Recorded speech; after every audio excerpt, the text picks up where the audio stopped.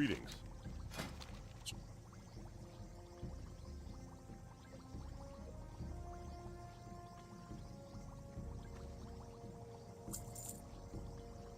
Light bless you.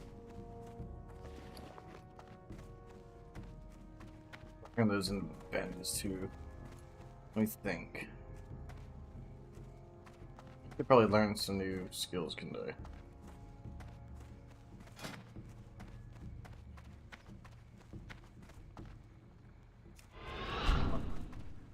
He's my food boots in town.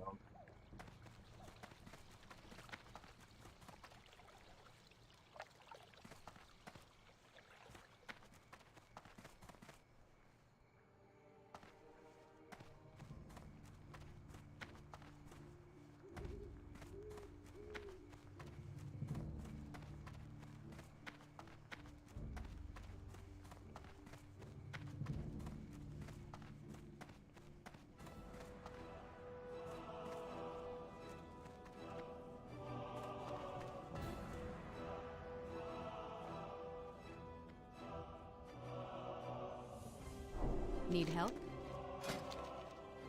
So, easy. 80. So Farewell. apparently using bandages. Celsius.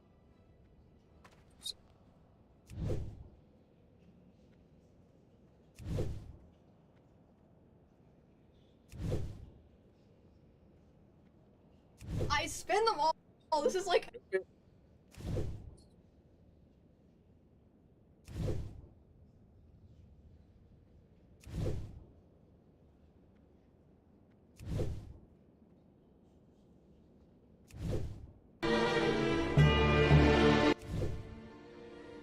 Alright, oops, easy. Not done crafting. 69.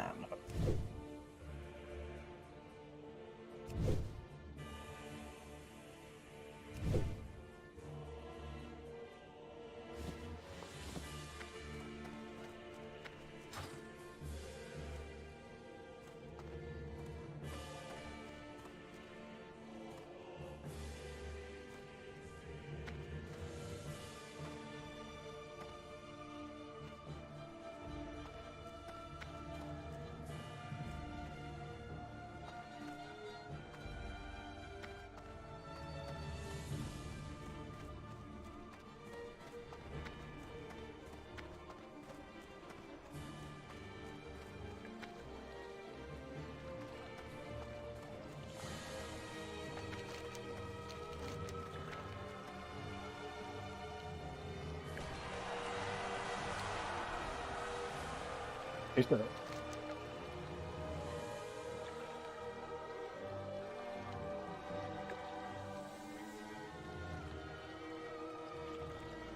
even see what the quest reward is.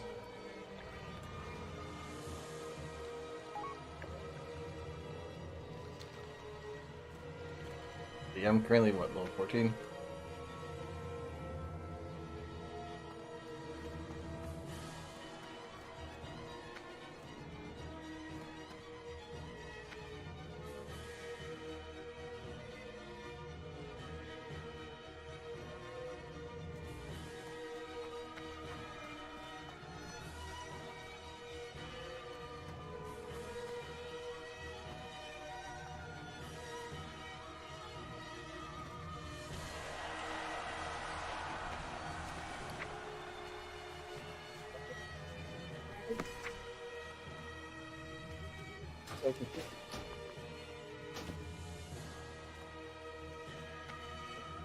Hey.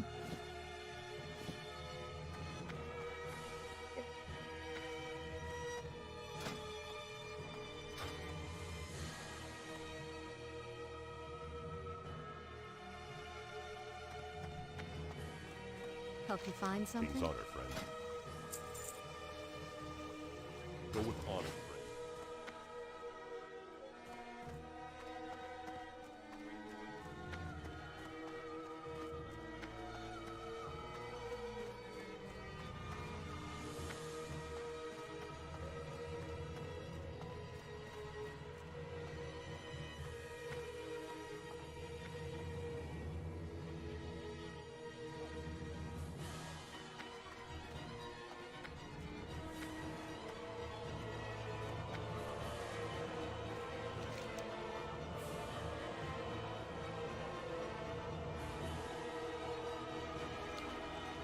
Yeah.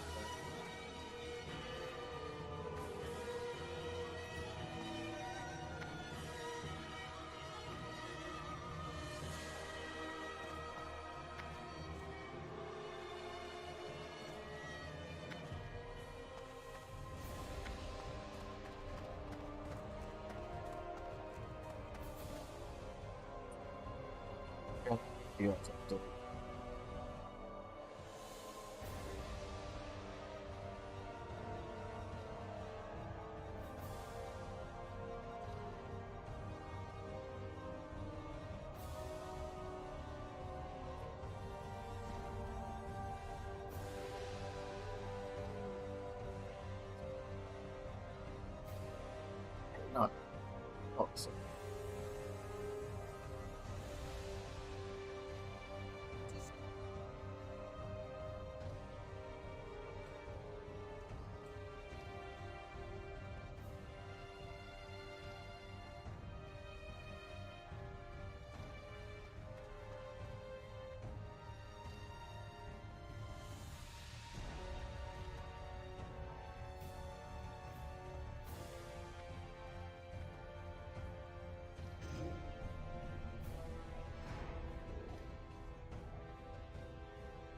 So.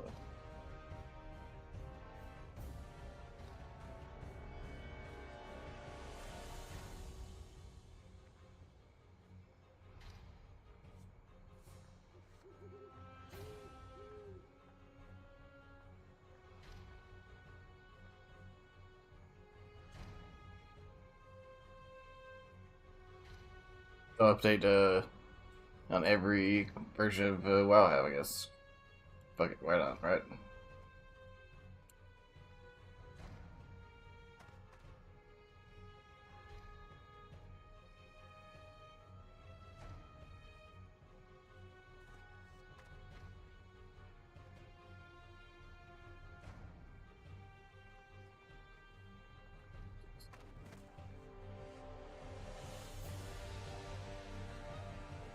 Fix, I imagine.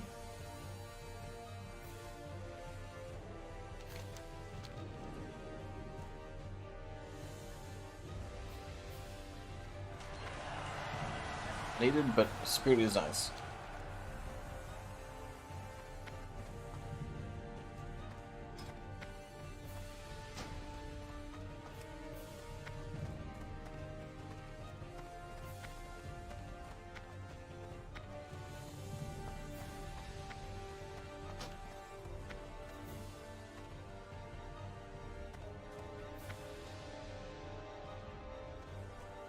King's honor, friend.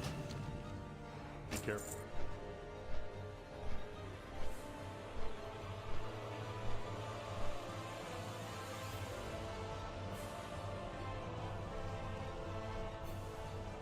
Trying to give it my brand play. So far, unsuccessful. But maybe one day, maybe, just maybe, you'll come to the dark side. Hardcore.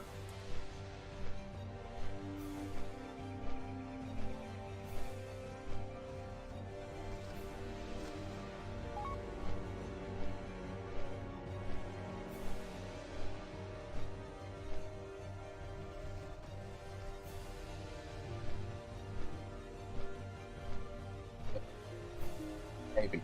Figuring it right now. I don't know.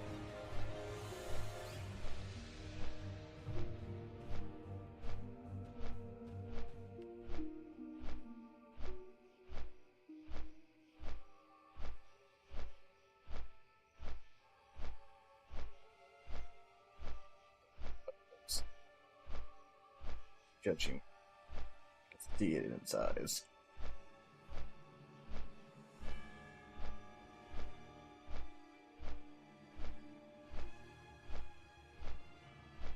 Sleepy. That's gonna be more energetic streaming, but it's like, nah.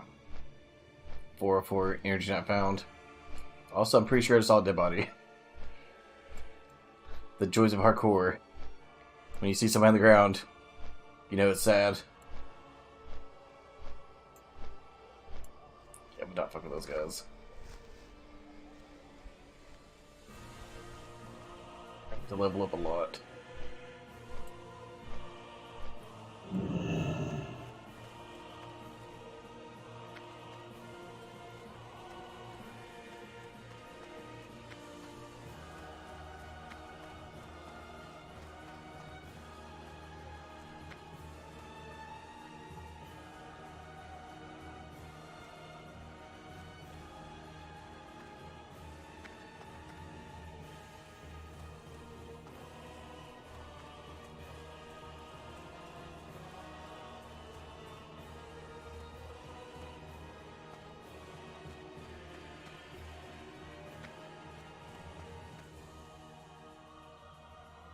Greetings for the Alliance.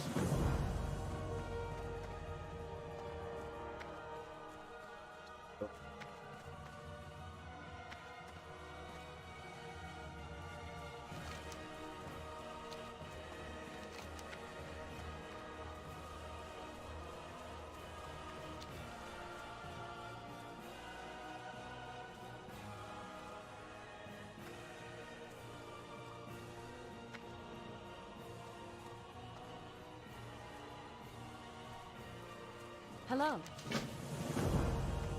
You need something?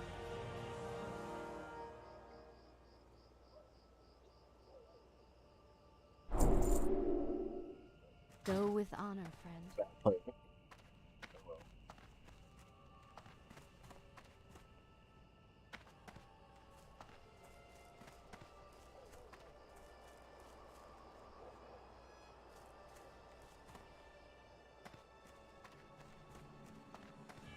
How are you?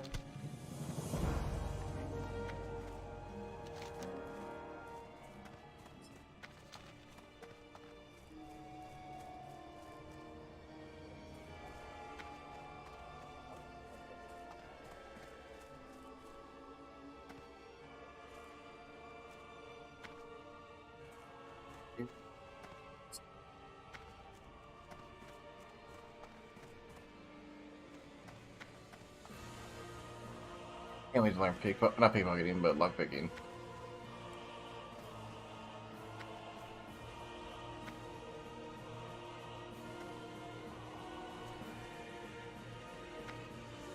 Can I help you? You know, Safe travel. so the money I made, I just used to go fly, basically. Cool.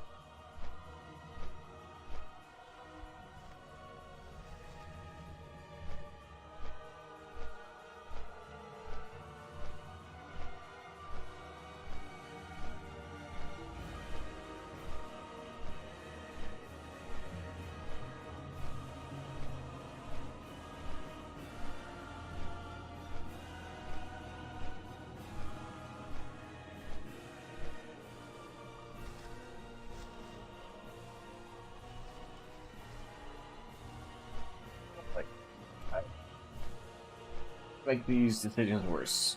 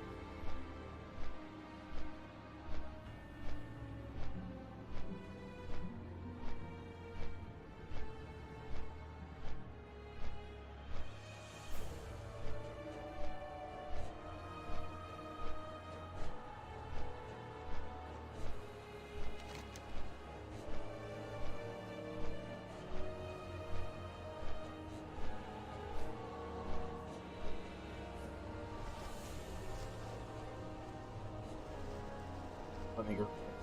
Gets.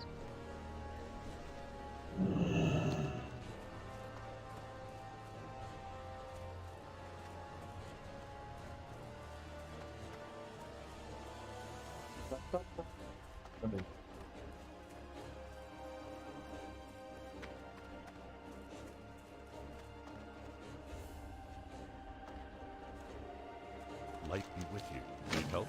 Light bless you. Yeah, dude, that's the ding. Kind of excite bug. Let's see.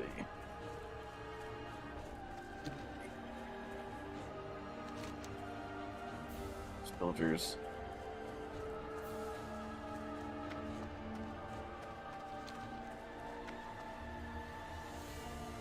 Yes, I'm kind of killing my own people because I'm also like a rogue. I'm even wearing one of their masks right now. what it is.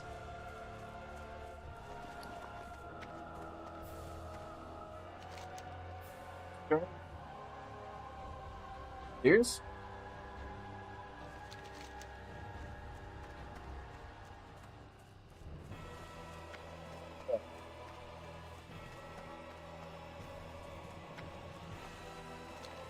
It's gonna fly around for a little bit and ding. I am okay with this. Oh, 70.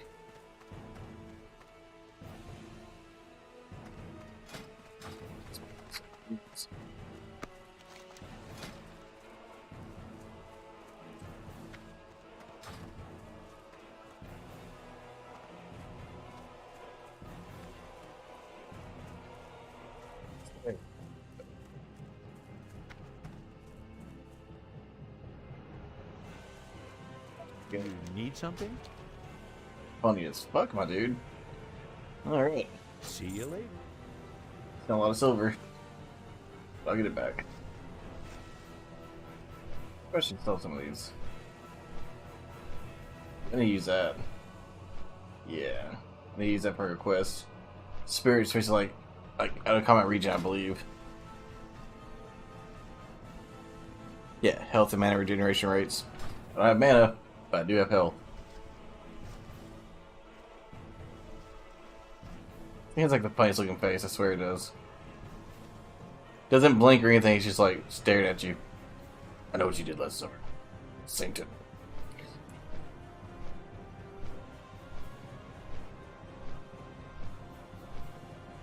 Yeah, crazy, I'm going back and forth though. Oh well.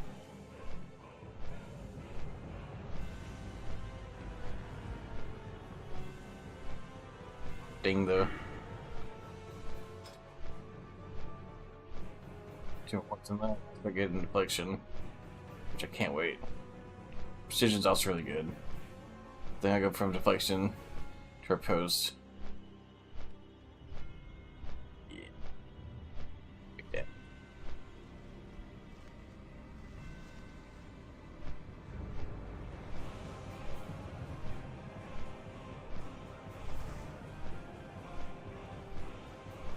Swift are not slow, are they? Fast. They're definitely slow. Probably shouldn't be playing when I'm this sleepy.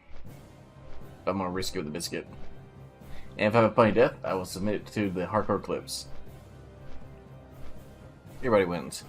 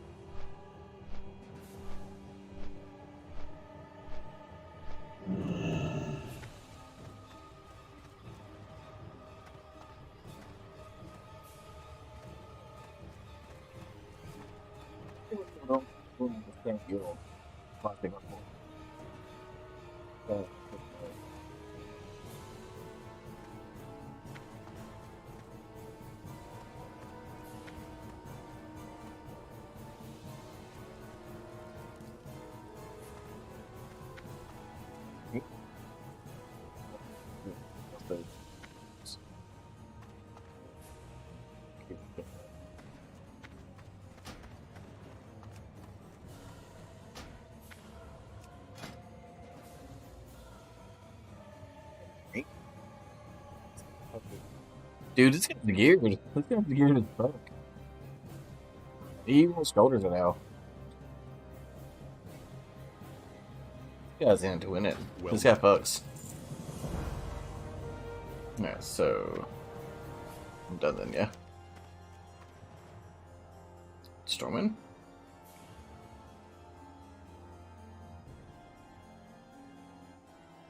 Dude, I'm going everywhere. Brain work.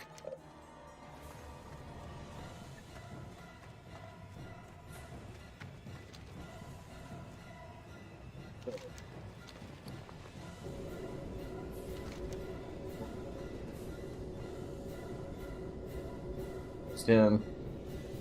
Go down south. Should ding then, right? There we go.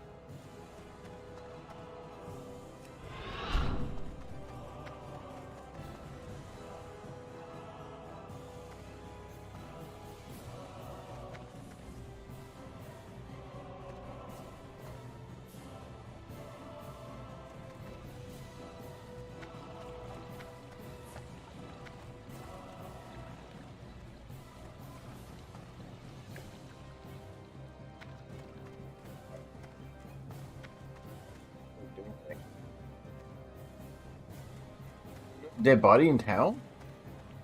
How? Die in town, dude. What? Or can't target him, I guess. I just wonder what level they were. Poor dude. It's gotta be real shitty.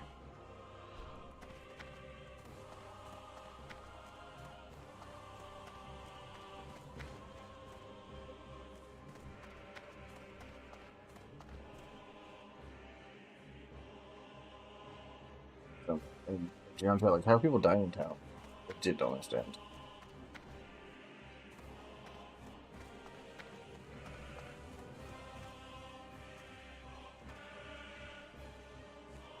What can I do for you or the Alliance? Ding, bitch. Yes.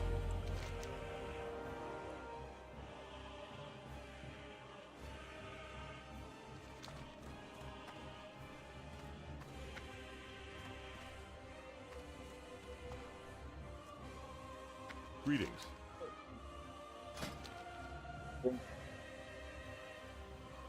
Still learning. Okay.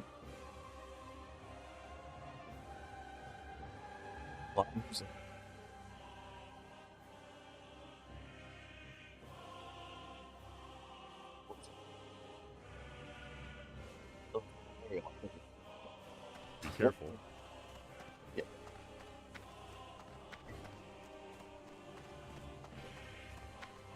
At least in town and make money. Like, right? Let's do that quest. My rogue and druid have it on the other classic server.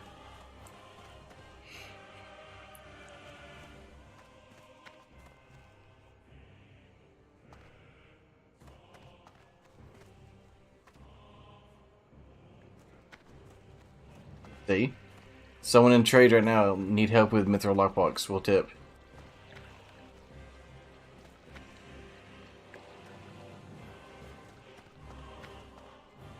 If you want to level mage too, just sell water. Bro, it's just easy money. The hard part is leveling, sadly.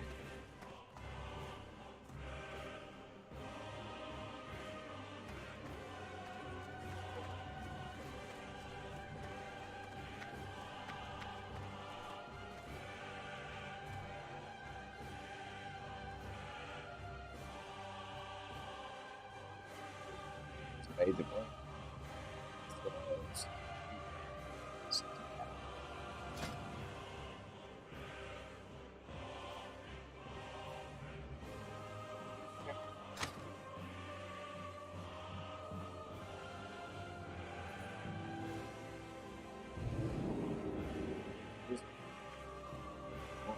Right.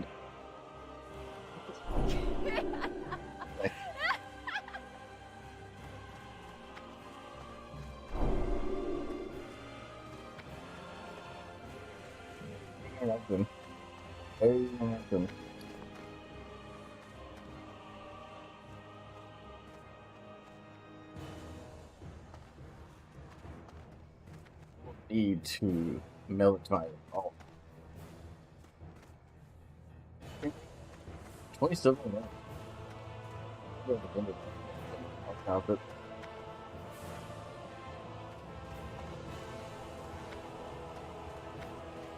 Dude, I just sold 2 wands now. I'll take that.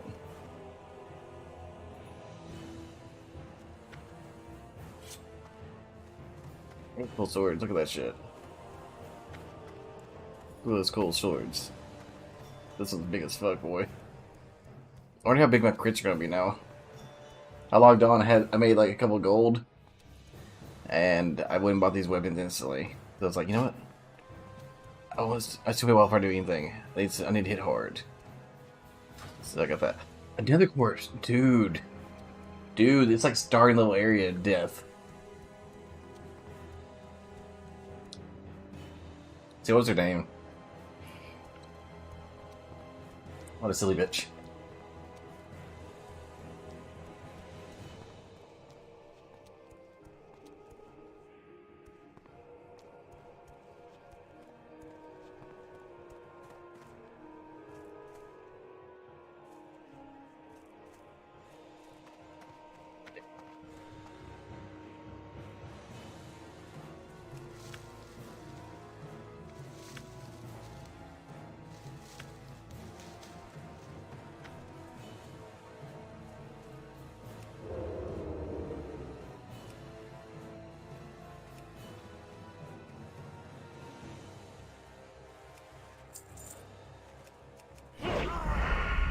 God. Hello. Yeah. Dude, I hit.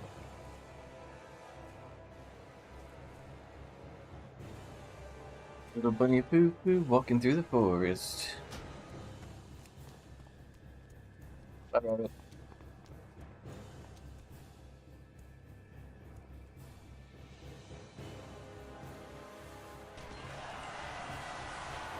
Let's hit level 60. Kinda good. That's-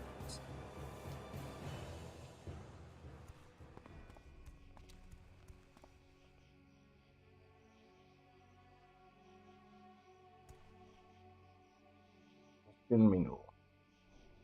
Bet you they're single.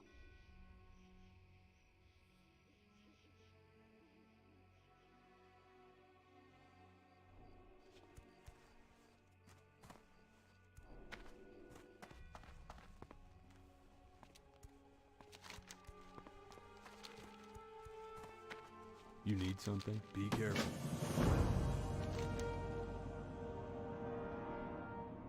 I go back here again? What the fuck? 85 silver out of it.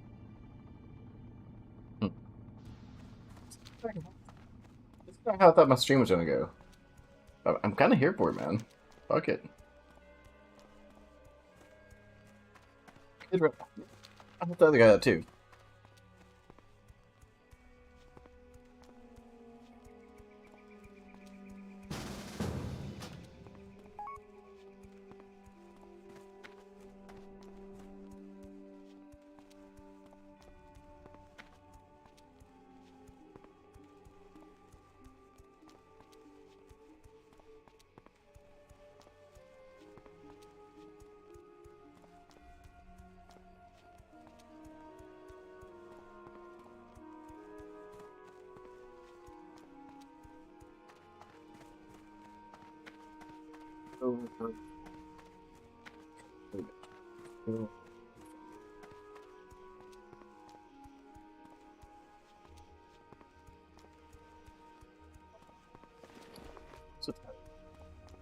Okay.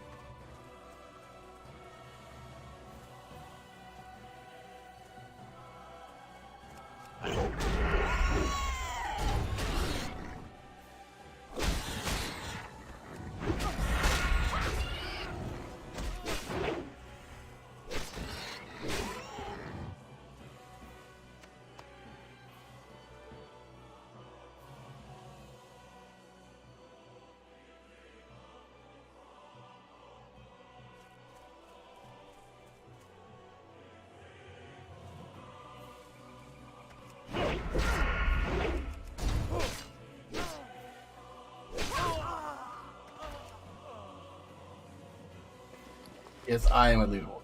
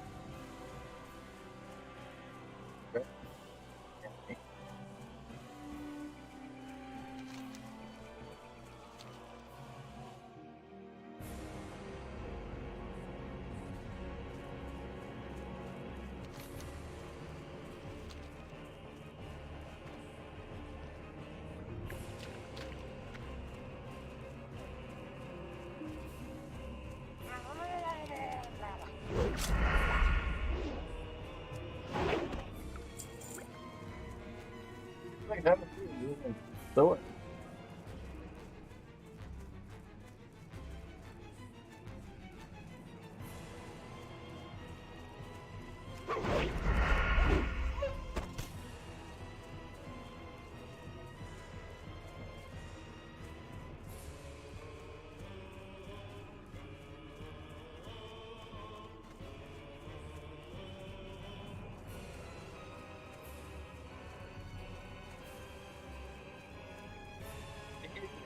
They're a TikTok like, no, I'm an adult.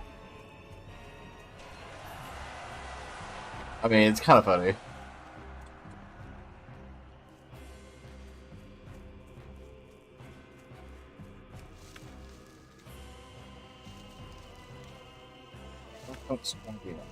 Fuck. Pretty sure our pizza about earlier is bad.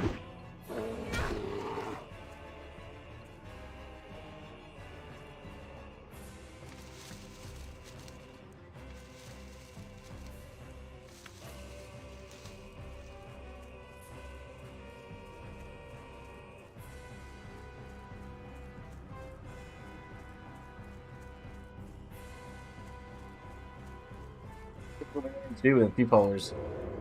Just true.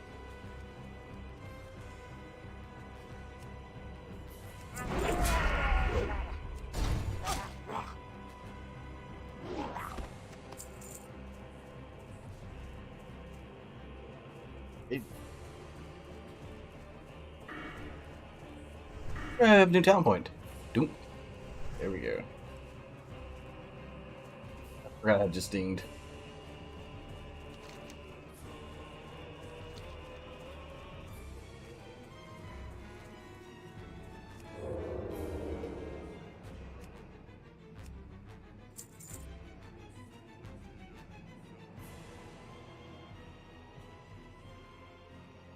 Guys, pickpocket them? Yes, I will. Pickpocketing.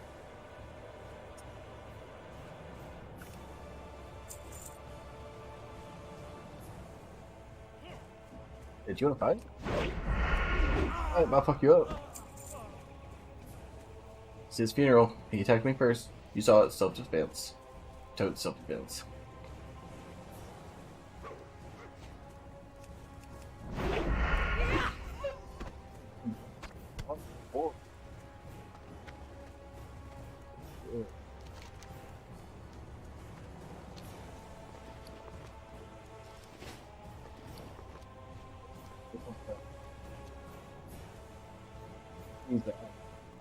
Guess I'll probably use like tuna swords or maces.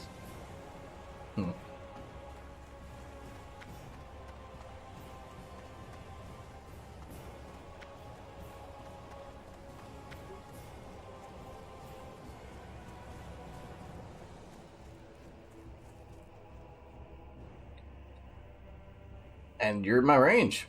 Bitch, you gonna die. Yeah, well, let's find out. I'm missing a lot. Get out, bitches. I'm here to give you stitches.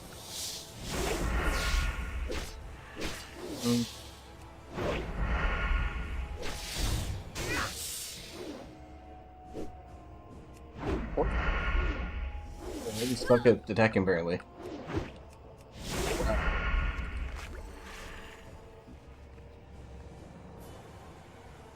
Stop healing. Game's broken.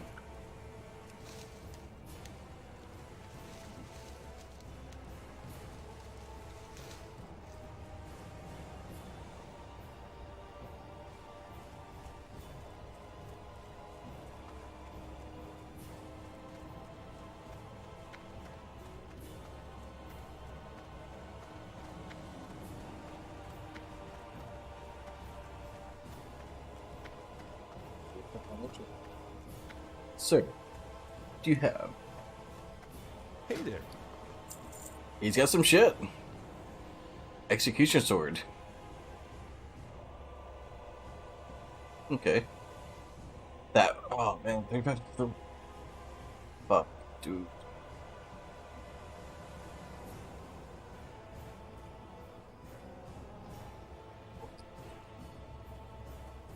Dude.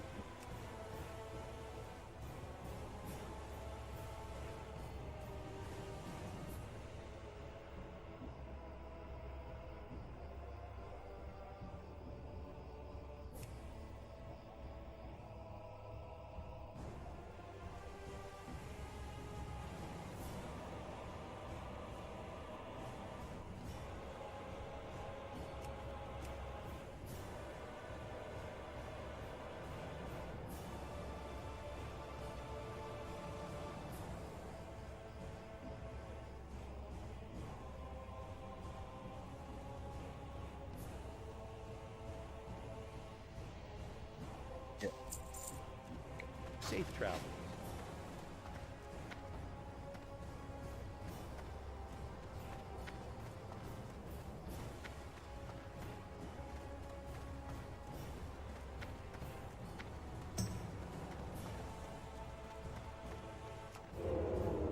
In one.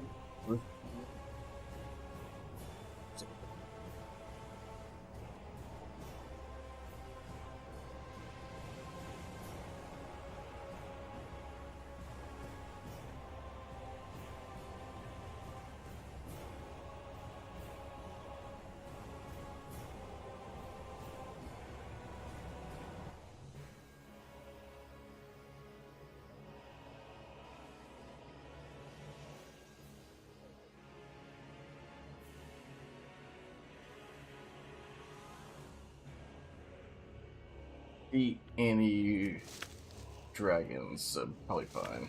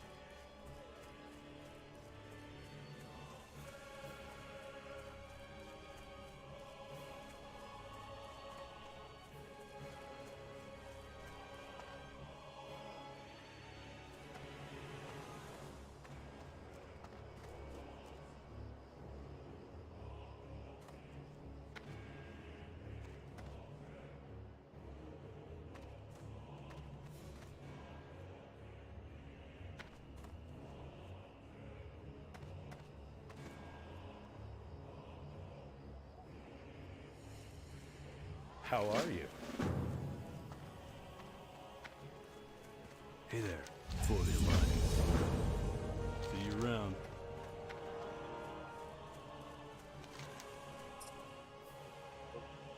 On it.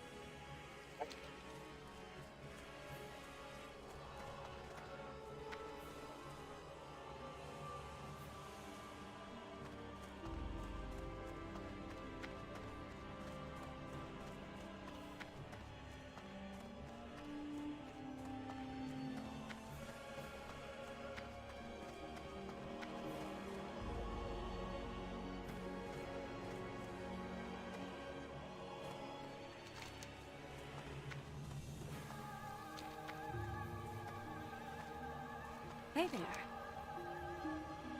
All five masters have the same weird shirt, huh? I've never noticed. Be careful.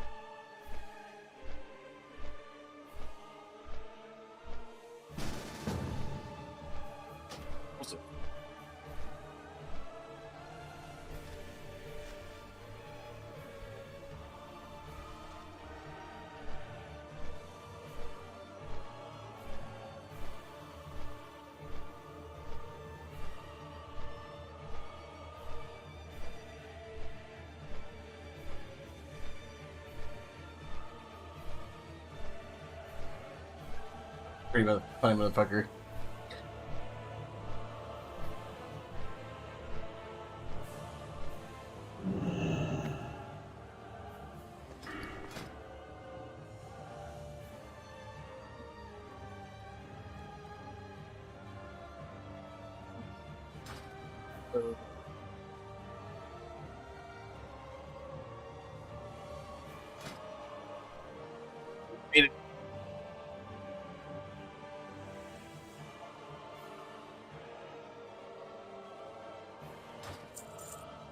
You.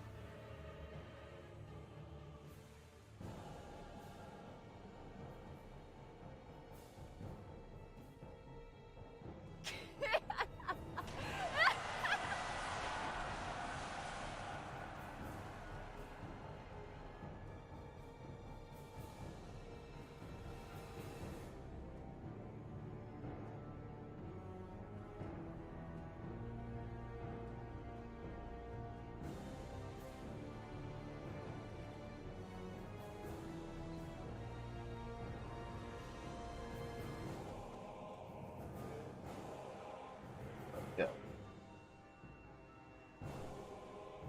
The website called string, yeah. Copy and paste my information in there. That's what real men do, right? Oh, gotcha bullshit. What do you need to do for a second then?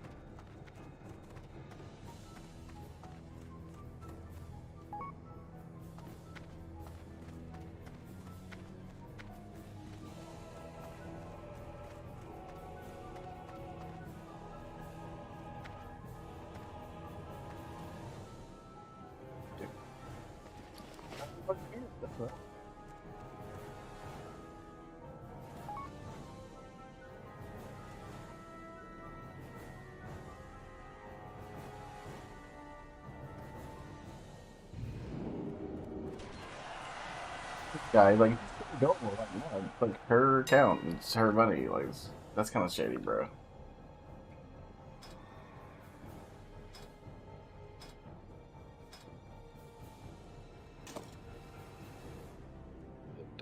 See what the recipe? Twina silver. What's this vinegar for?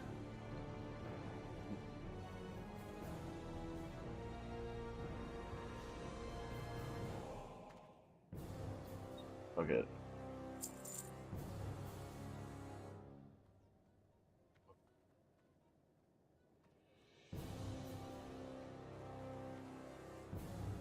I think that's about to go just straight vendor. But first, let's buy some shit.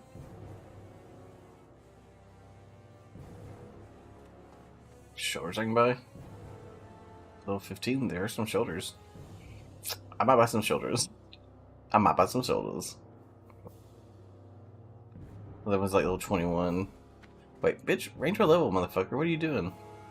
So 15. 52 armor, 55 armor. I'll go 52 armor for the sake of saving money. I guess shoulders now. Look at go. Let's see. Sliding his finger. The One Ring. Resistance. Bitch, what you talking about?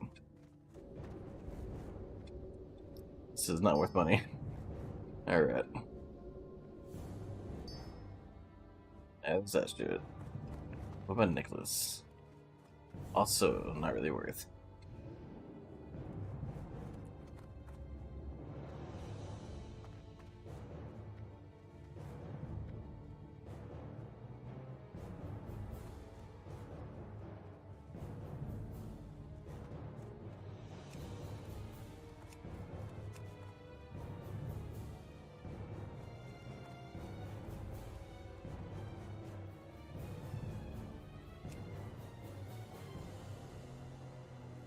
Gifting loves.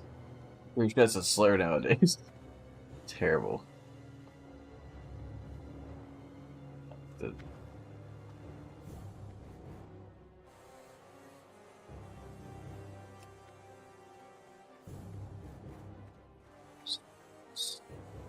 Made up since gold to buy alt.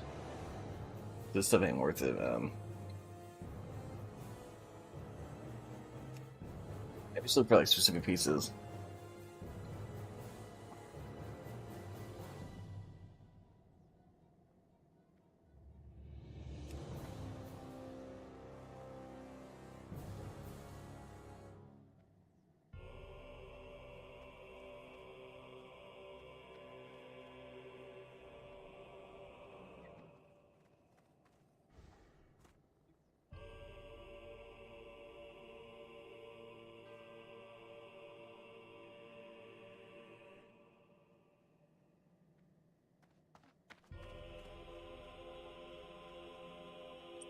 Oh, me either. No.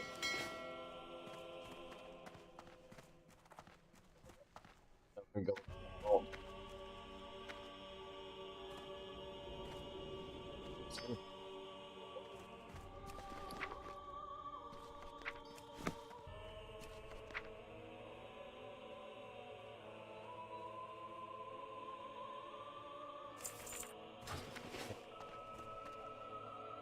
Big right now. That's okay. You know what? I get filters. I'm okay with this. I am okay with this. I supply only the finest goods. Let's give it some bullshit.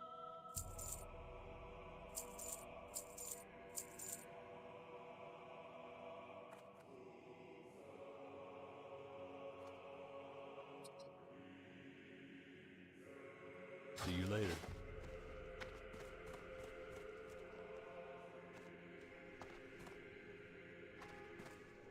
And when people can't spell like the word like tank and things, it just makes me irritated.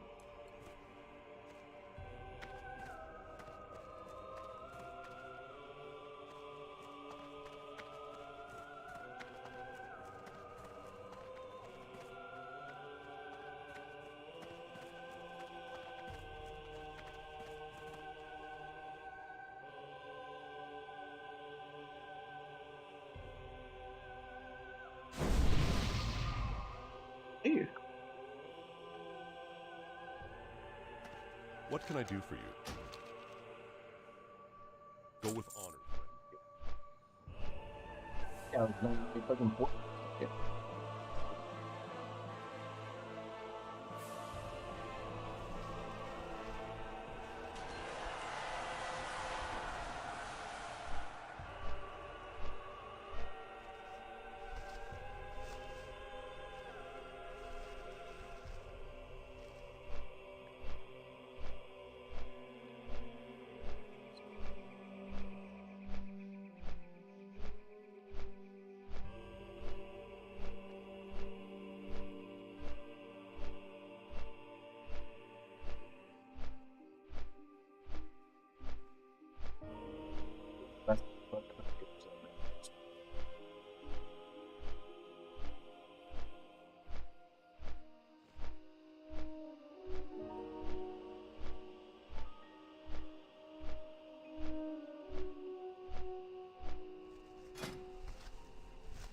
22 extra armor. I will take.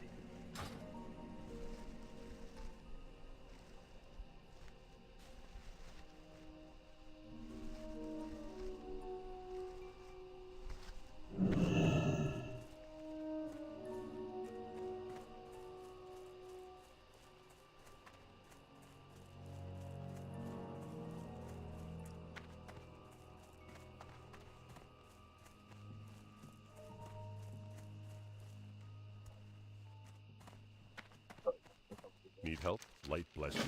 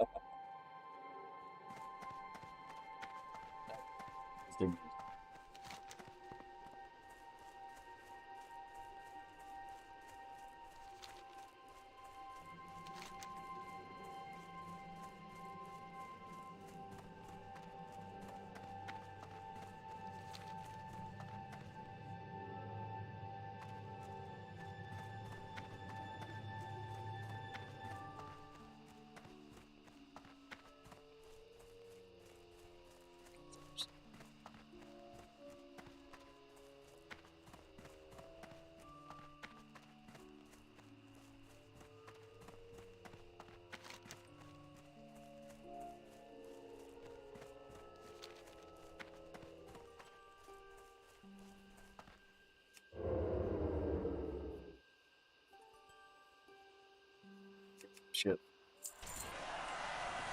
And copper? Fuck yeah. You, what you got? 12 copper.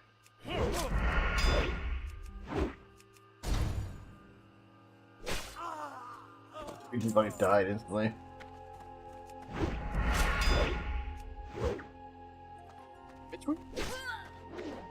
He's already dead, motherfucker. I think you fucked up. Oh, how? No, I fucked up. I fucked up. I fucked up.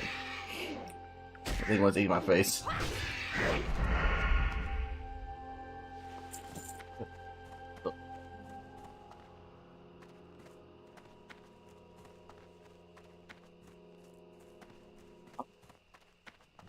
Damn. They need to be cheesy.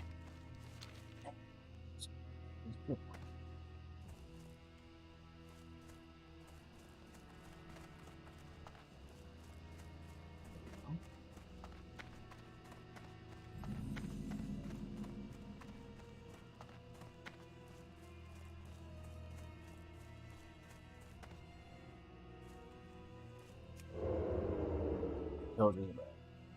They'll probably kill him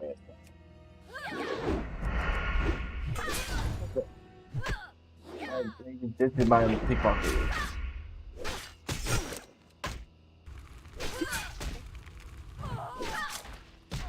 There you make me bleed my own blood.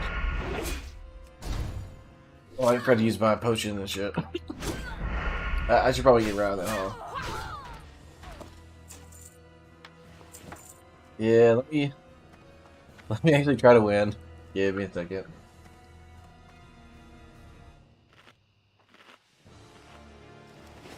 I don't know if I can do both. I'll just wait.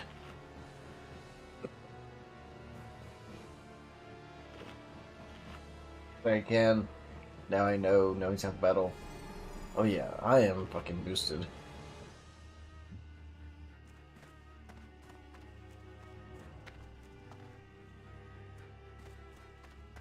So, suspicious spawn promo. Lady, I hate you guys find out the hard way, but I'm gonna kill you. Come on, get near you. Good move so I pickpocket you.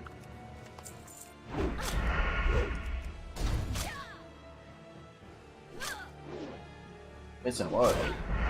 RNG is on my side. It's also not hers. What's that her bad, anyways? Bruise with a Kaiser yet. Yet.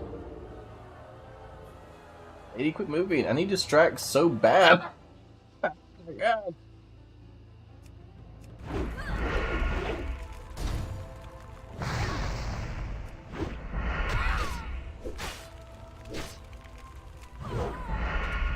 Please go.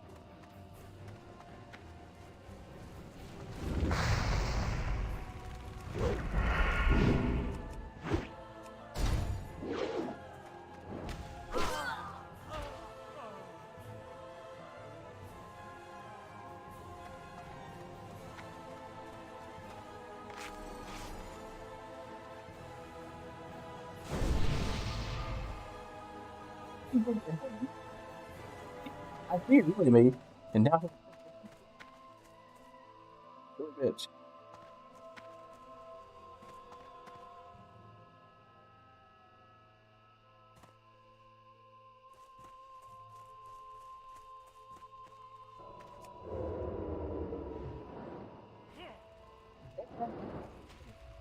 Yeah, the other one. I'll take the other one first. Lockpicking. Or not lockpicking, pickpocketing.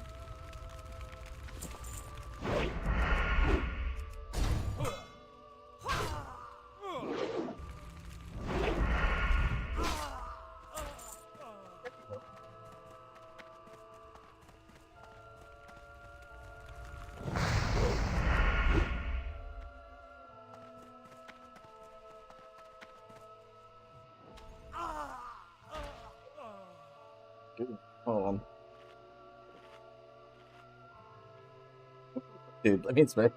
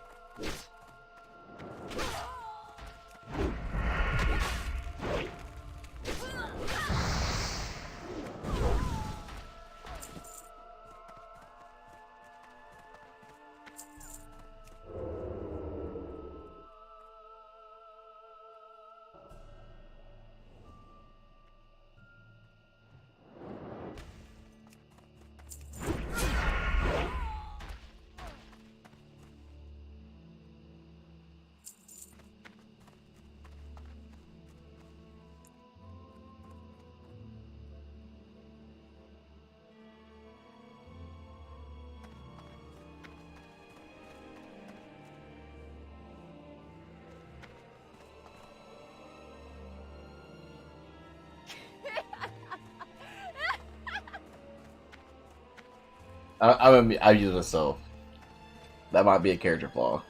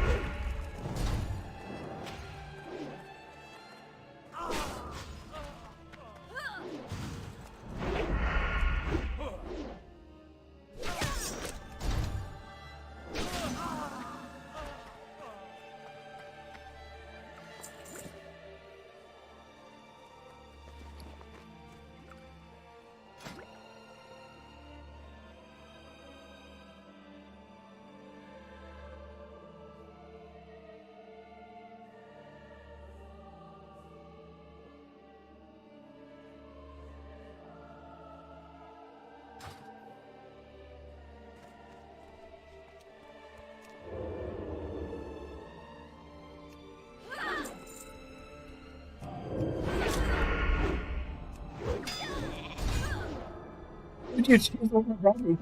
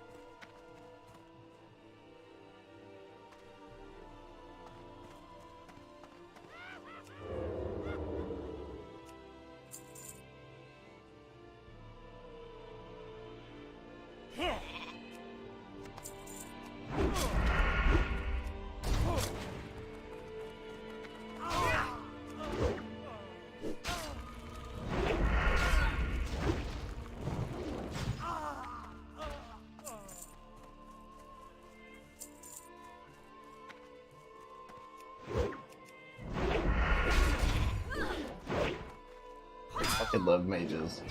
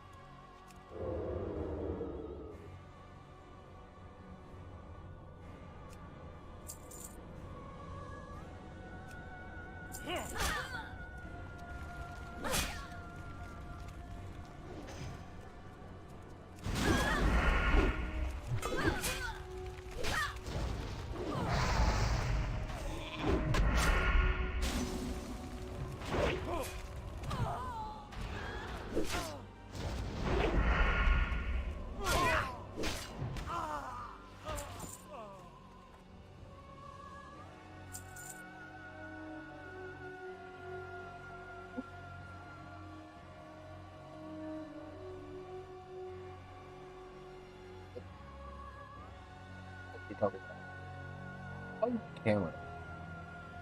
That'd be good.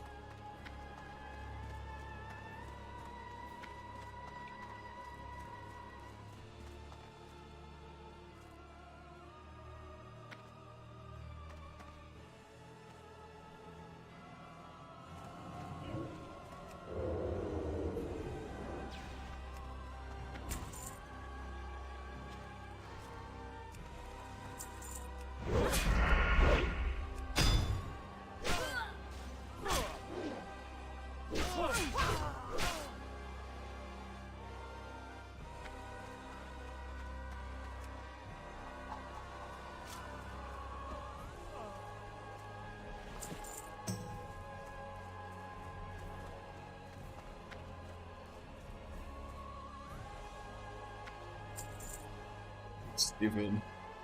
It's just a joke.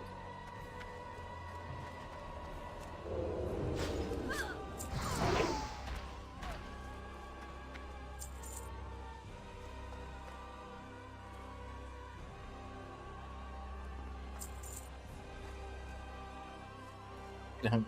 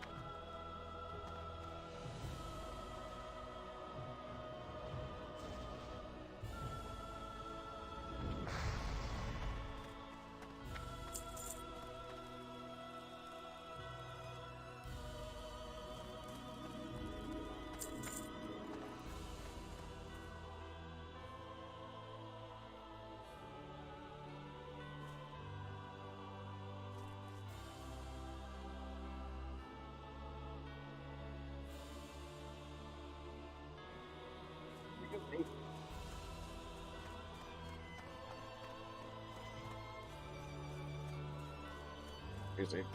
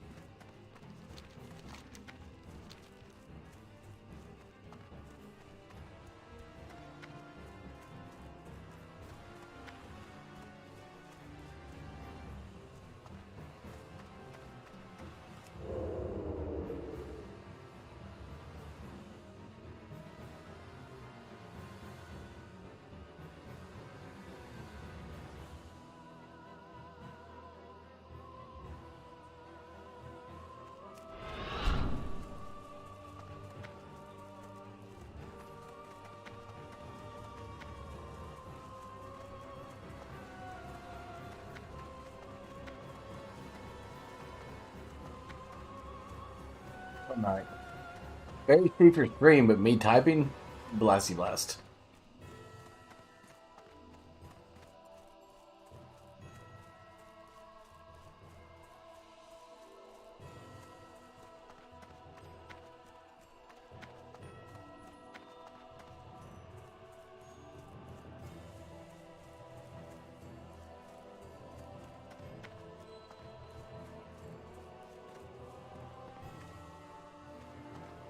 King's honor, friend.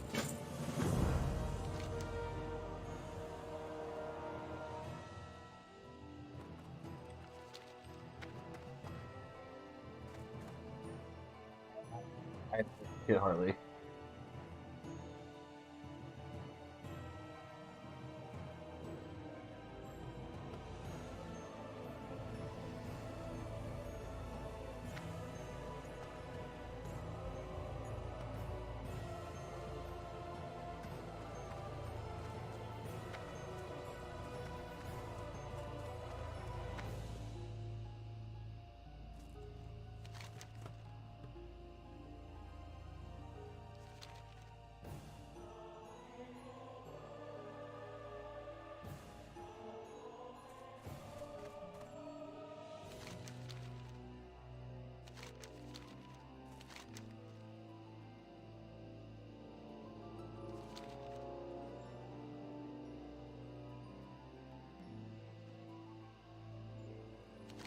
Ian? Jim.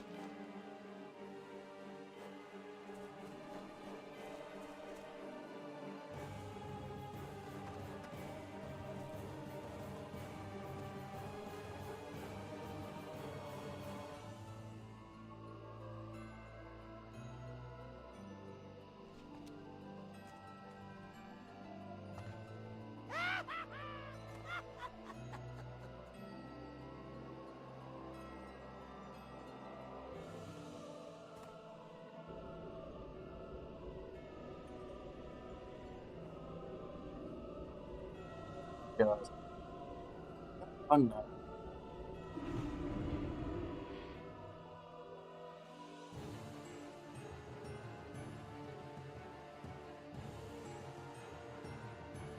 Debating out units last week, though.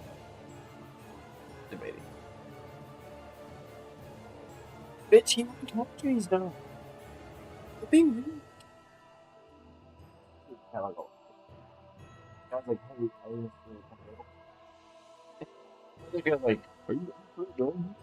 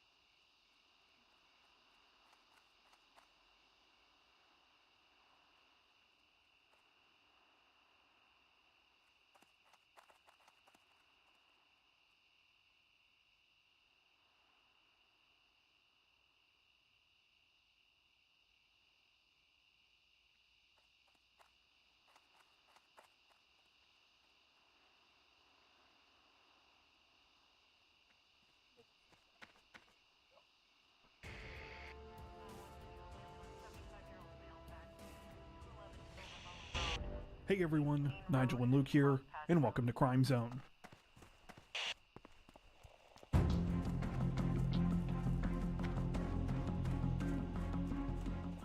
Authorities in St. Louis County, Missouri say that a local woman has been arrested and is facing charges this week after she allegedly drove around with her husband on the roof of her vehicle following an argument and led police on a brief chase. According to reports, the incident began sometime on September 28th when 38-year-old Stephanie Boyd and her 31-year-old husband got into a heated argument at their home in the village of Veneta Park.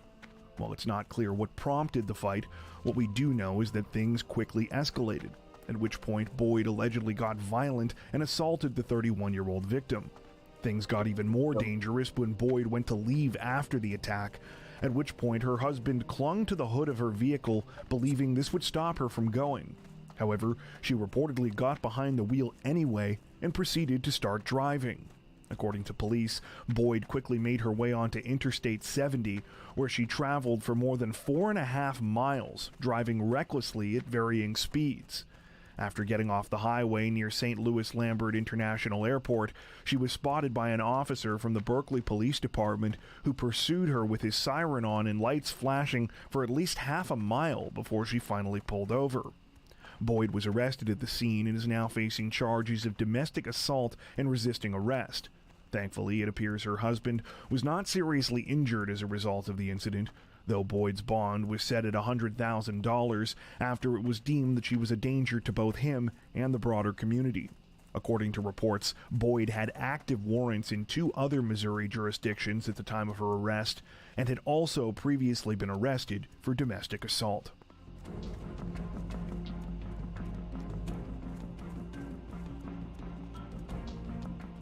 Authorities in Pinellas County, Florida say that a local man called police only to find himself in handcuffs recently after he tried to report an alleged robbery but evidently failed to think through the context of the situation first. According to reports, the whole thing started sometime on September 22nd when police in the city of Largo received a call from a man named Eric Thomas.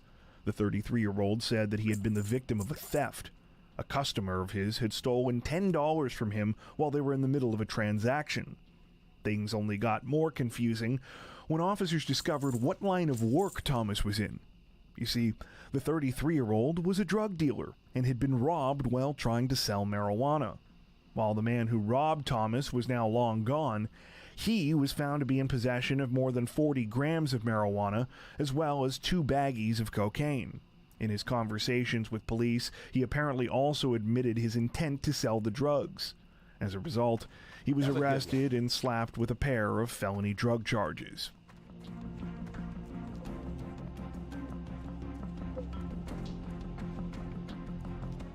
Representatives from North Carolina's Charlotte-Mecklenburg police say that a local man is facing multiple charges this week following a disturbing incident in which he allegedly shot a fast food employee multiple times during an argument over change. The incident reportedly began at around 9:30 p.m. on September 30th when the suspect, 67-year-old Doll Andrew McClendon, pulled into the drive-thru of a Taco Bell location on Albemarle Road in East Charlotte. At first, everything appeared to be going normally. McClendon ordered and was given his food. However, things went sideways when he paid for his meal. Believing he had been given the incorrect amount of change, he became irate and began arguing with staff at the restaurant. After pulling out of the drive-thru line, McClendon reportedly went inside the business, where things escalated in terrifying fashion. Upon arguing further with staff, the 67-year-old allegedly pulled out a gun and fired several shots, hitting one employee several times. Thankfully, it appears the victim, identified only as a 54-year-old man, survived the ordeal, though it said he was rushed to a local hospital where he was treated for life-threatening injuries. McClendon, meanwhile, fled the scene, though was quickly tracked down and arrested at a local apartment complex.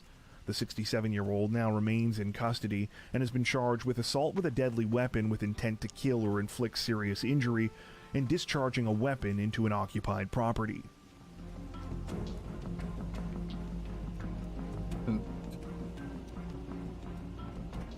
Authorities in Georgia's DeKalb and Gwinnett counties released a tragic update in the disappearance of a 48-year-old woman this week, announcing that they had discovered her remains and that her ex-boyfriend has now been charged with her murder.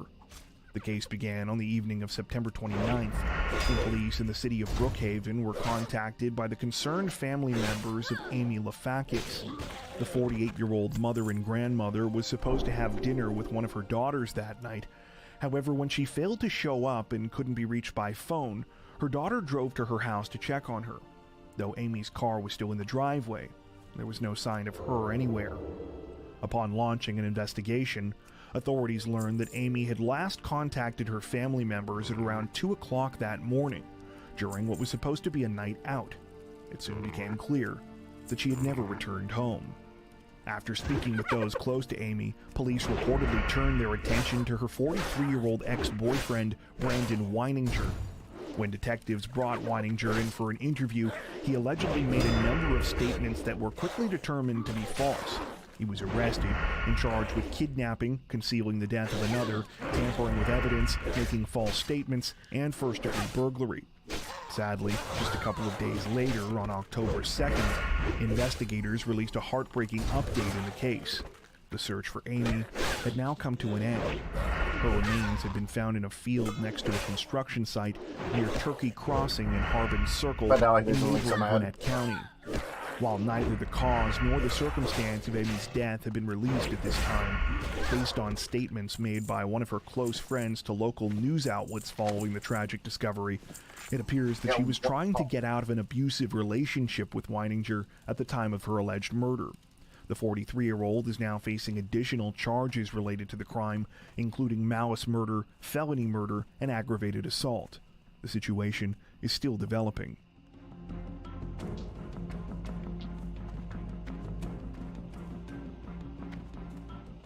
Authorities in Shelby County, Tennessee, say that a disgraced former sheriff's captain is once again in trouble with the law this week after she allegedly shot a door-to-door salesman completely unprovoked and then offered a bizarre excuse for her actions.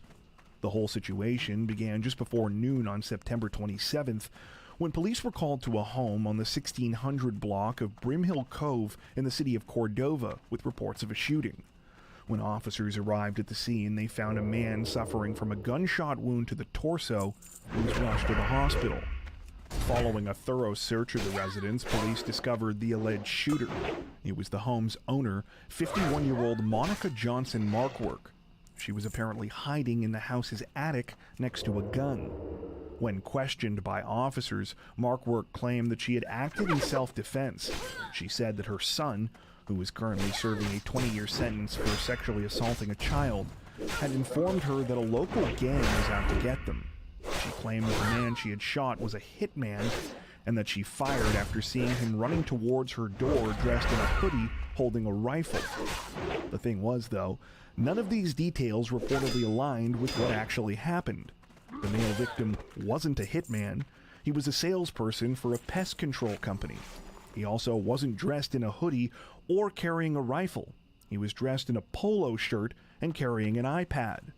When officers spoke to Markwork's father, who was also home at the time, he said that Markwork had seen the victim coming to the door and had immediately grabbed a weapon, saying, quote, "They're here." She then shot through the front door before running to hide in the attic where police found her. Markwork was arrested at the scene and is now facing a charge of felony aggravated assault. The victim, who has not been identified by name, is now thankfully said to be in stable condition. According to reports, this is not the first time that Markwork has found herself in legal trouble. She was fired from her job as a Shelby County Sheriff's Captain back in 2016 and indicted for official misconduct and for coercing a witness after she allegedly interfered in her son's case.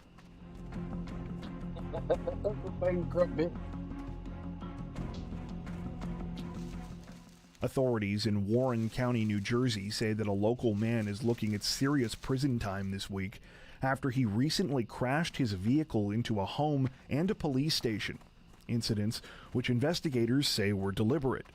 According to reports, the whole thing took place sometime on September 20th when the suspect, 34-year-old John Hargreaves, got behind the wheel of his gold Toyota SUV. After driving the vehicle to Liberty Township, he allegedly crashed the SUV through the garage door of a home there before traveling to the nearest police station in neighboring Independence Township. Upon arriving, Hargreaves smashed the SUV into the station, narrowly missing at least one officer and only coming to a stop once he had barreled into the department's squad room. Perhaps most bizarre of all, though, is that authorities say Hargreaves was blaring the Guns N' Roses song Welcome to the Jungle over his vehicle's stereo during the crash. When he got out of the SUV immediately afterwards, he also appeared to be celebrating to the music. While the motive behind the first crash at the house was apparently to harass a person that Hargreaves knew there, the 34-year-old's reasoning for smashing into the police station remains unclear. Regardless, though, he is now facing a slew of charges connected to both incidents. Charges which include burglary, criminal mischief, unlawful possession of a weapon, harassment, causing widespread injury or damage, and terrorism.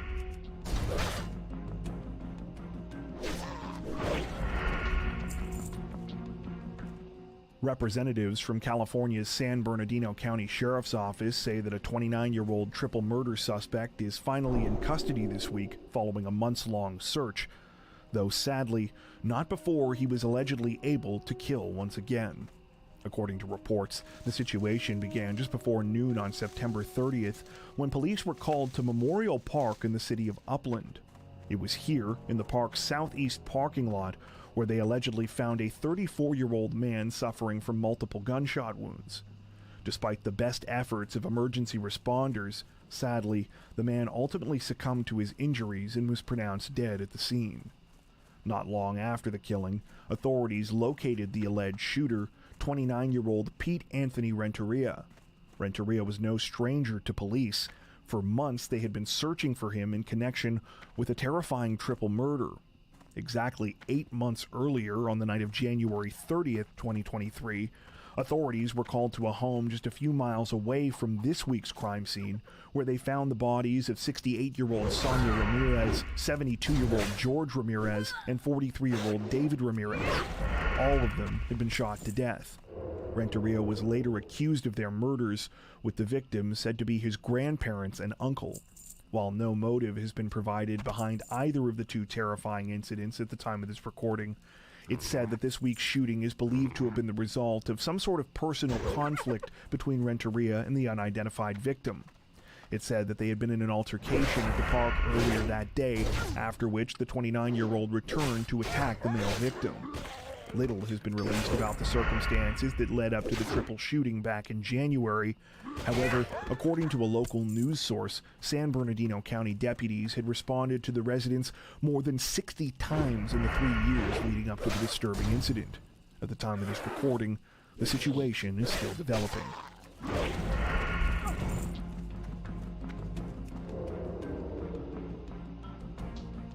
Representatives from the New York State Police say that a nightmarish ordeal for a young girl and her family thankfully had a happy ending this week after she was found safe following her alleged abduction by a stranger who was trying to extort her parents for ransom money. The disturbing incident began on the evening of September 30th when 9-year-old Charlotte Senna was camping with her parents and 2 sisters at Moreau Lake State Park in Saratoga County. The family were enjoying themselves and everything appeared to be going well. That was, until about 6:30 p.m., when Charlotte failed to return from a short bike ride near their campsite. After growing concerned, the 9-year-old's parents began to search for her close to a loop where she had been seen just minutes earlier. To their horror, it wasn't long before they discovered her abandoned bicycle. That's when they called 911. The terrifying situation immediately prompted an investigation by the New York State Police, who over the next few hours issued a missing child alert and an Amber Alert. Luckily for authorities, they would soon get a massive break in the case when a man was seen dropping something into the Senna family's mailbox in the early morning hours of October 2nd. This something turned out to be a ransom note demanding $50,000 for Charlotte's safe return. Police got to work processing the note for evidence, managing to recover a fingerprint that returned a match in their database. It belonged to a 47-year-old man who had previously been convicted of a DUI back in 1999. His name was Craig Nelson Ross Jr. Following this revelation, investigators tracked Ross down to a property in the neighboring town of Milton. The property belonged to the 47-year-old's mother, but he lived next to her residence in a trailer. A massive police response was executed at the trailer, during which Ross was successfully placed in custody. Moments after his arrest, Charlotte was found alive in a cabinet inside the trailer.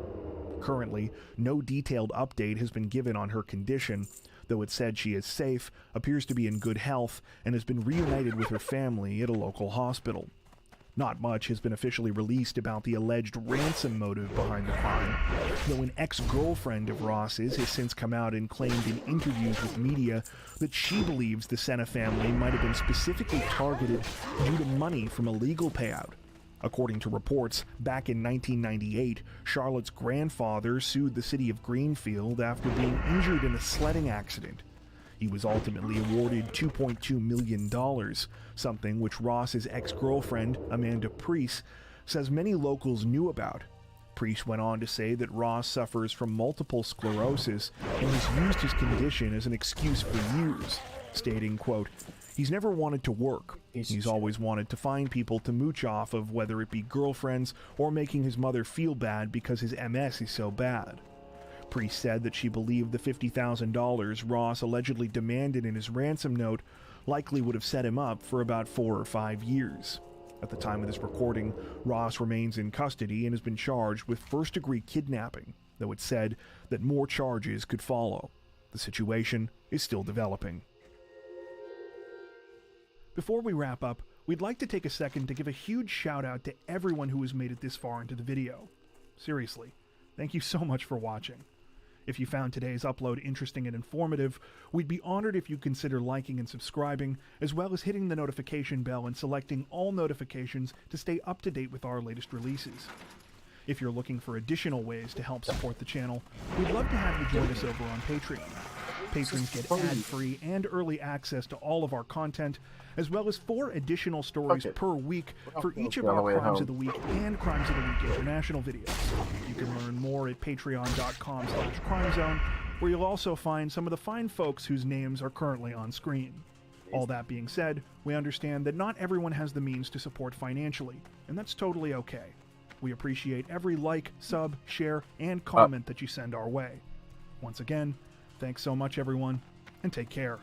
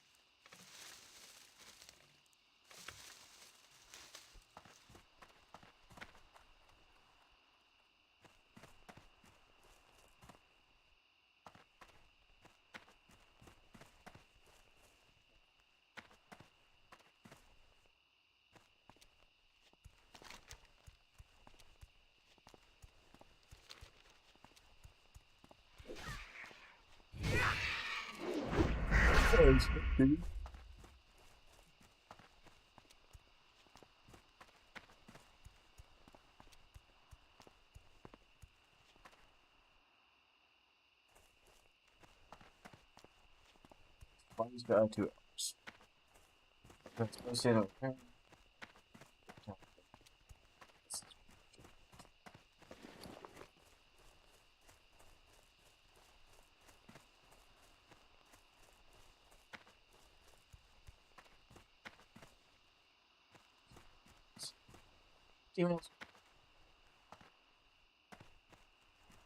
Greetings.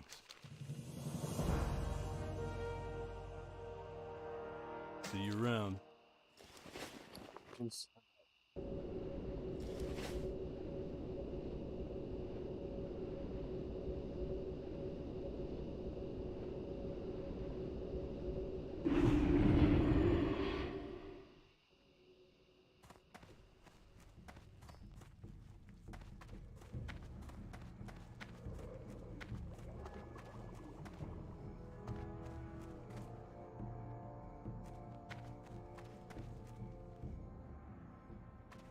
looking for?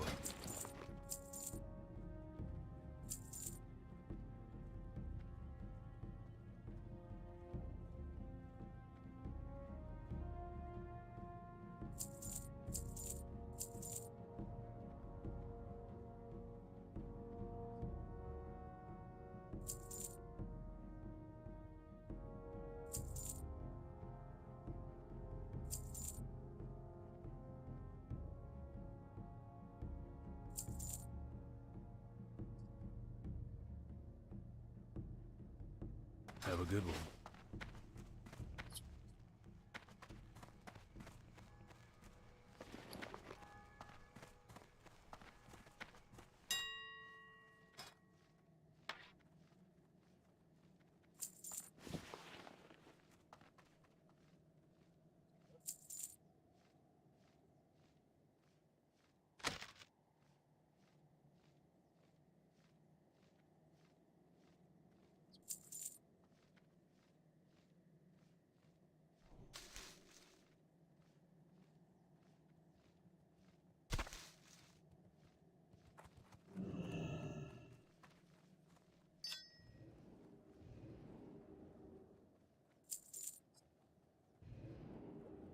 Back towards me.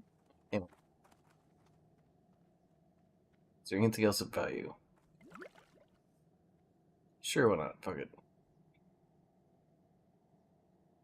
I think that's about it, dude. I need to grab some more potions, though.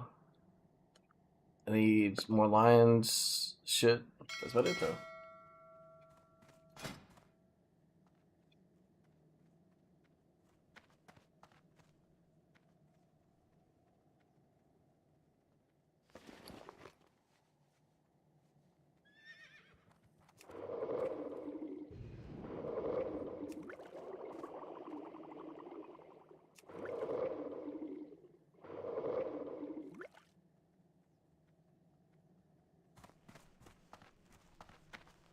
See how much does Brythorn cost her now? Let's find out, shall we? No, bitch. Brythorn. One for like a gold. But I only need.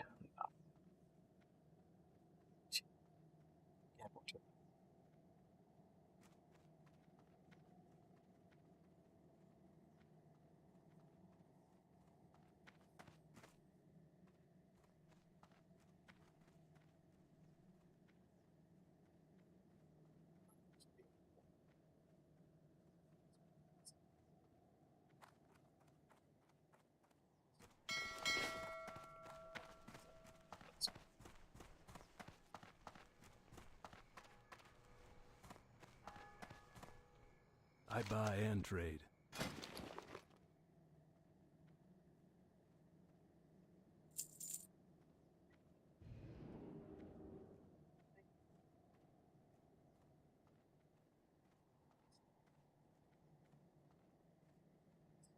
Be careful.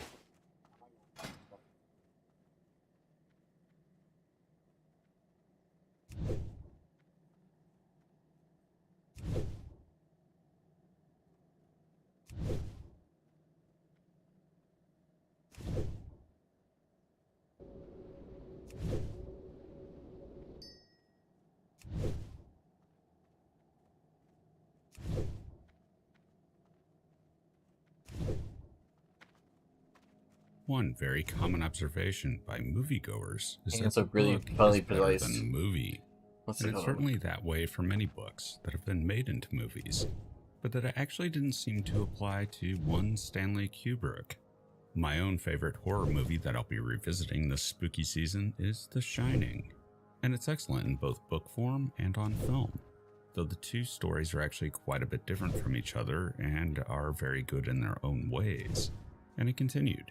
Even the relatively recent sequel, Dr. Sleep, is good in both forms if you like Stephen King's stories, yet also the film version, which works well with Kubrick's movie.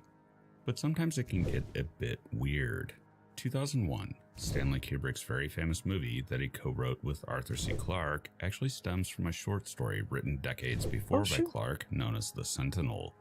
That one is still an interesting and good story for having been written in 1948, But it's very different from 2001, and indeed the movie actually predates the full-on novel-length book of the same name, which became a series of novels that Clarke wrote. But 2001 itself presents a very interesting hard science fiction scenario where alien von Neumann probes, the famous black monoliths, enter the solar system from afar and essentially set up shop at the moon and elsewhere, Jupiter being one, all bearing a ratio of 1, 4, 9, but varying in size. There was artistic license taken in the very good sequel 2010, however. Jupiter simply does not have the mass to become a star, or it would have done it on its own. And even if it did, then Europa would be baked by it due to close proximity. But the core idea of a civilization coming here and setting up shop is an interesting one, and also a plausible one. Such a thing could happen, and in a way it's mildly surprising that it doesn't appear to have ever happened in the history of the solar system, so far as we know, yet. So far, no convincing evidence of an alien presence in the past has been found in the star system, even though it's possible. But we've barely looked. That discovery may yet happen if some ancient defunct technology is found in a protected environment, such as on the moon, an asteroid, or even a comet. After all, no comprehensive search for this has ever been done.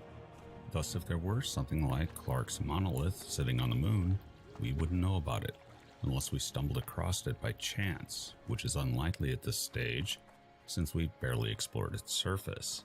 And that's one thing with SETI near and far. We've only just started looking, and the mantra that it's never aliens comes with the second part, until it is. People often forget that these days. It's a statement of ambiguity of detection, but does not speak to an unambiguous detection. But the search is broadening, with many countries now sending probes to the moon to expand our dataset and increasing SETI experiments worldwide. Likewise, many of the moons of the solar system present very ancient surfaces that could also sport artifacts of a past visit, or even past colonization by aliens. Though oddly, despite its position as a good place to look for life in the solar system, Europa is not among them for a technosignature. Europa renews its surface geologically through periodic upwellings from the subsurface ocean, so it shows a sometimes shattered and mottled surface that does not preserve many craters. And any artifact that might have been there is now likely just some kind of remains at the bottom of the subsurface ocean, or ground to powder over the eons. But as to other bodies in the solar system that might preserve evidence, it doesn't have to be close to Earth. We have no idea how many minor planets and indeed major planets might lurk undiscovered in the Kuiper Belt and beyond. We've only just begun to explore this region, yet anything out there might also have served as a point for depositing artifacts. Even stranger, since these objects might remain undiscovered, even if they were still active, we wouldn't actually know it necessarily, even if there were a full-on alien colony located on an object in the outer solar system. Doesn't seem to be the case for the ones we've seen, but for the ones that we have not seen up close, it's an open question. This has led to some interesting papers in the past suggesting that we might search Kuiper Belt objects for artificial lighting signatures that might indicate an alien presence far out there, perhaps placed there specifically to avoid interference with the inner solar system and our development. Interestingly, any of these objects could host enough radioactive decay in their cores to maintain oceans under ice shells, and thus a source of energy despite being distant from the sun, for a civilization to maintain an observational outpost on one. That's not to say that they do, it seems unlikely, but it is plausible. But for what purpose? In 2001, the idea was to seed life, and in the subsequent story 2010, we received the message that all these worlds are yours, except Europa. Attempt no landing there. The aliens themselves were so incomprehensible that they never directly appeared in the films, only their monoliths and effects did, only communicating directly with that one message, and to a degree through what was David Bowman. But there may be other options for a civilization to set up shop in a star system other than to seed life through artificial panspermia. Indeed, life on Earth shows no evidence of this kind of manipulation genetically, though in the very earliest stages of it, it is an unknown. Rather, it may have been off limits to intervene. Another reason a civilization might come here would be science. If you have a developing civilization in the star system, or even a general trend towards intelligence, then alien scientists may find that extremely interesting. A true abiogenesis separate from their own, and that might drive them to set up a science station to watch, but do everything possible to not affect it. After all, that would be contamination, and the whole point would be to see a pristine example of the formation of life and intelligence. That may indeed be a great question in the universe for all that get to a level to wonder about it. Often it's asked why aliens would care about us. We'd be ants to them. Microbes even less interesting than that. But this is a misguided viewpoint in that firstly our scientists are scientists. They study ants and just about everything in the natural world they can, taking precautions not to contaminate their experiments. That may be universal. How interesting is a scientific discovery if you've contaminated it? At the same point, interference becomes an engineering project instead of a study. But going by humans and how we are, if we found aliens, our scientists would do everything they possibly could to learn whatever they could about aliens, discovered from a distance or close by. They'd jump at the chance to talk about not contaminating it with biases and microbes, lest we not be able to learn as much as we could have had we not done that. And most certainly, if we had some magic way to go see them directly, we would. It would not matter how primitive they were. It's an exploration of life in the universe, and we'd set up shop and watch if we could, but not necessarily intervene. The prime directive, after all. So the idea that aliens wouldn't be interested doesn't make sense in the context of our own civilization and our motives and behavior, yet you'll often see it said, we would be like ants to them. Well, so what if we are? That still wouldn't prevent them from being interested in the anthill called Earth. Though in fairness, sometimes people pour molten metal into anthills to make beautiful sculptures crafted by ants locally driven to extinction of their colony via molten metal poured by a human. The artist destroys the subject in this case. Not good if that ever happened to us somehow. Another motive for a civilization to come here would be as a stepping stone to another star system. A sort of rest stop that has plenty of water ice and useful materials that they could use for resupply before moving on to their ultimate destination. Perhaps the most famous story in this grain is Clark's rendezvous with Rama, where a craft passed through but ended up having no interest in us. There are also unknown factors. It's an alien civilization. It may have motives and interests far different from our own, and it may not be clear at all as to just why they would be here. Least likely, however, is an invasion with the intent of conquest. This is a very common trope in sci-fi, but one that doesn't entirely make sense. In that first, you'd be damaging the planet you're trying to take over by waging war with its natives, but you'd also have to target this world for some specific reason, such as if we were building some dangerous technology that poses a threat to the rest of the galaxy, something we are not currently doing. What they likely would not do is come here to steal the resources, because space is full of the very same resources, but in a much easier access form locked up in comets, asteroids, and low-gravity moons, as opposed to high-gravity planets that take a lot of energy to get the materials into space. But there is another possibility here. While they may not want to destroy the inhabited planet in a system, they may have no problem terraforming another member of the same system. This gets into a question of ownership at large. Aliens may have no concept of this, and may feel that any unclaimed exoplanet is open for colonization. They may not take the worlds of other species, but they may take worlds in that species star system that are unclaimed. After all, there really isn't that big of a difference between a von Neumann probe sitting in a star system utilizing the resources of its asteroids and something similar colonizing an uninhabited planet in a similar fashion. This actually brings up an odd scenario, however. It really depends on how an alien sees the universe and its own expansion, but it may be that star systems themselves are off limits if they have a budding civilization in them. The reason is that while an Iron Age civilization won't make use of the resources of its star system at large, they are close enough to the technology needed to do so, to envision that someday they may be a spacefaring civilization. If a non-interventionist alien civilization were to realize that, they might not steal the resources of a star system, rather simply leaving them intact for the budding civilization to use as they progress. Think of it as an extended prime directive, not just covering an inhabited planet, but an entire star system that eventually will be inhabited.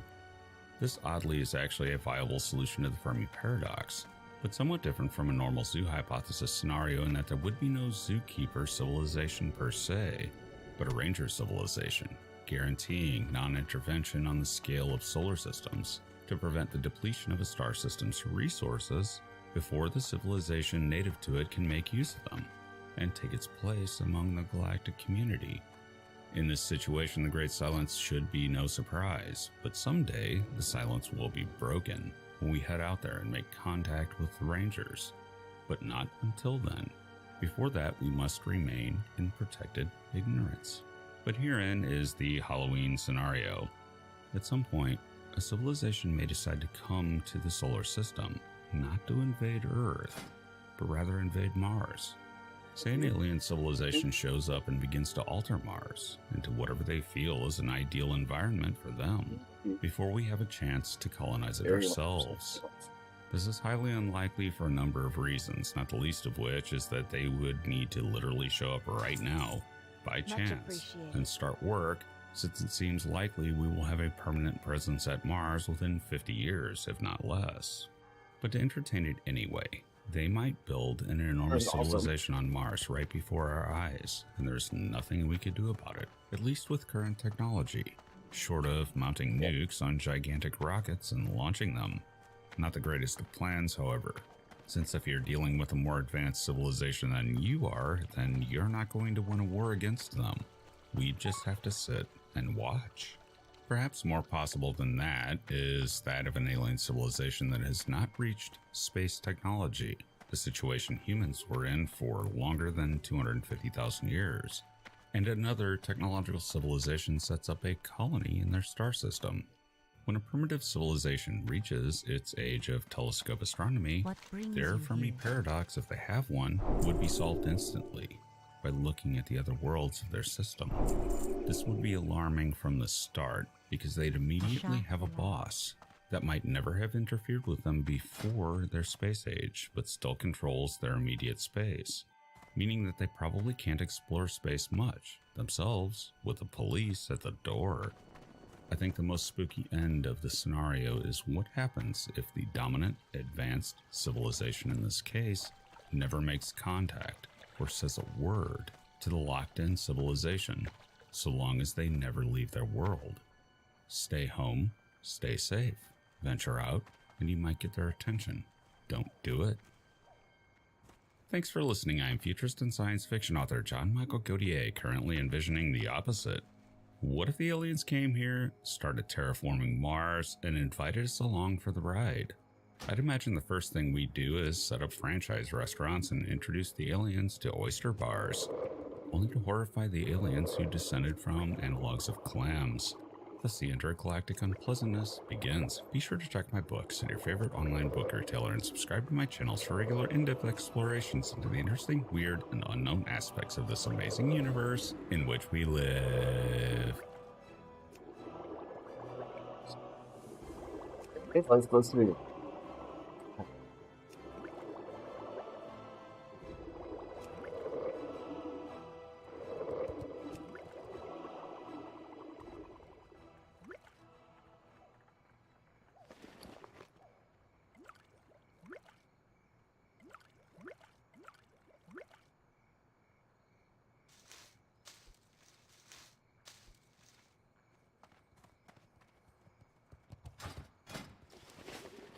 So embraces her even died.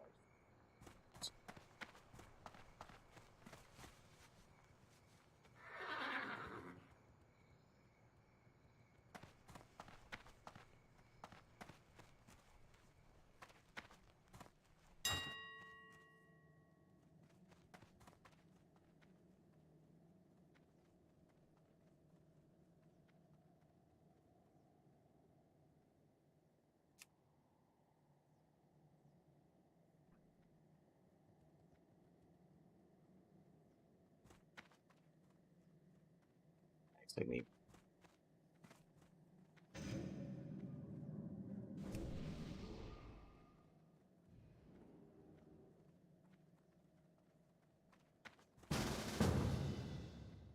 Oops.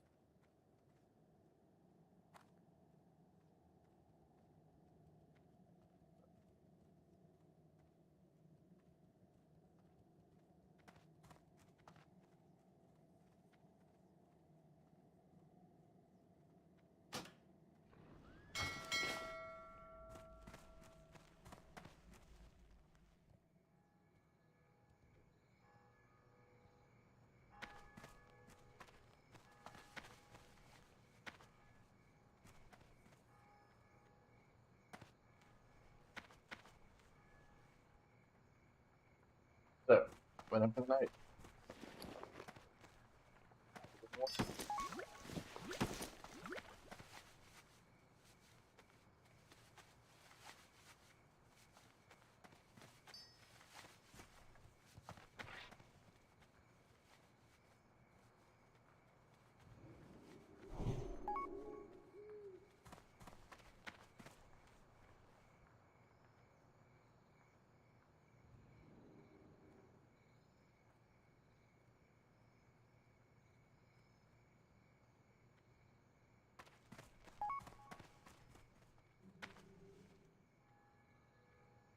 Hey, listen. Hey, listen.